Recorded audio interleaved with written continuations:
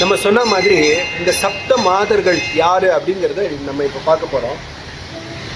தாய் தெய்வ வழிபாடுங்கிறது இந்தியாவில் பல ஆயிரம் வருடமாக ரொம்ப ரொம்ப முக்கியத்துவம் வாய்ந்த ஒரு வழிபாடு.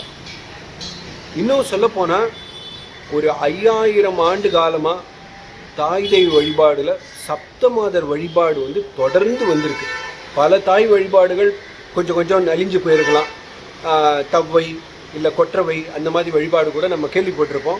பட் அதெல்லாம் கூட கொஞ்சம் நலிஞ்சு போயிடுச்சு. இருந்தாலும் சப்தமாதர் வழிபாடுங்கிறது கொஞ்சம் கூட குறையாமல் ஒரு 5000 வருடமாக நம்மக்கிட்ட தொடர்ந்து வந்திருக்கு. நீங்கள் பார்த்தீங்கன்னா இந்த சிந்து சமவெளி நாகரிகத்தில் இது ஒரு ரொம்ப முக்கியமான ஒரு சீல் அப்படின்னு சொல்லுவாங்க.